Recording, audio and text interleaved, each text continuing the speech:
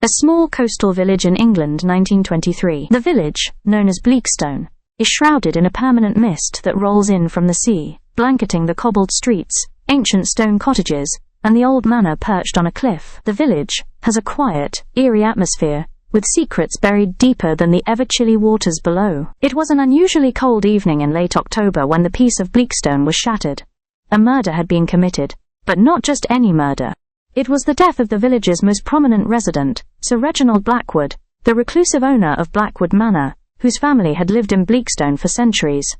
His body was found on the shores of Bleakstone Bay, a dagger lodged in his chest, the deep crimson of his blood mixing with the salt of the sea. The villagers were horrified, but no one could explain how or why it happened.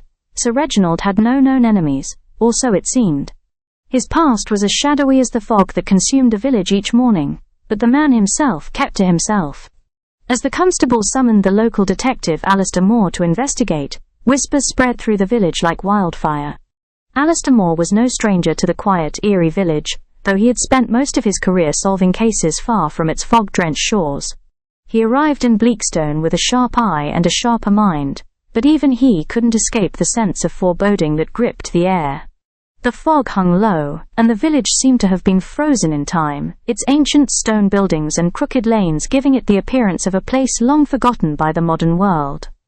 Moore wasted no time and began his investigation. Sir Reginald's death didn't seem random. The manor was locked from the inside, and no sign of forced entry was found. What puzzled him was the absence of any kind of struggle, no signs of violence at the manor, and yet, the man had been killed at sea. As Moore delved deeper into the case, he uncovered a series of strange clues. The dagger that killed Sir Reginald was not of local origin, and its intricate design pointed to a distant country with which the Blackwoods had never had ties. The manor's library, once a place of refuge for Sir Reginald, contained old, dusty tomes that spoke of a family curse. A curse that had haunted the Blackwoods for generations. The books spoke of a pact made long ago, one that was supposed to protect the family from ruin, but at a terrible price. Moore's suspicions grew when he learned that Sir Reginald had recently discovered something unsettling about his lineage. Could it be that the family's secrets were worth killing for? The fog continued to roll in, and with each passing day, Moore's investigation seemed to spiral further into a web of lies, betrayal, and deep-rooted fears. Each suspect seemed to be hiding something, and the villagers, too, began to grow increasingly nervous.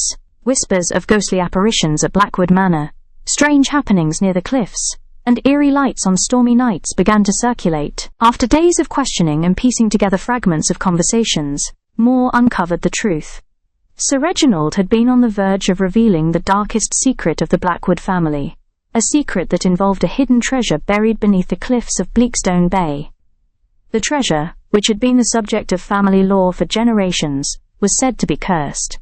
It was not gold or jewels, but something much more valuable, a collection of ancient letters that would expose a scandalous secret about the Blackwood ancestors, a secret that, if revealed, would destroy the family name forever.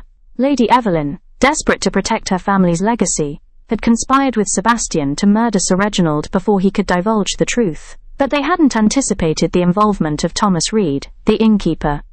Thomas had once been Sir Reginald's closest confidant, and had learned of the treasure years ago. He had been blackmailing the family for years, slowly chipping away at their wealth and influence. The night of Sir Reginald's murder, it wasn't just Lady Evelyn and Sebastian who had conspired. Thomas had been there too, waiting for his opportunity to claim the treasure for himself. But in the end, it was Agnes Clark, the village healer, who had uncovered the truth. She had always known that the Blackwoods' curse was tied to their greed, and she had quietly orchestrated Sir Reginald's death, ensuring that the dark legacy of the Blackwood family would be buried forever.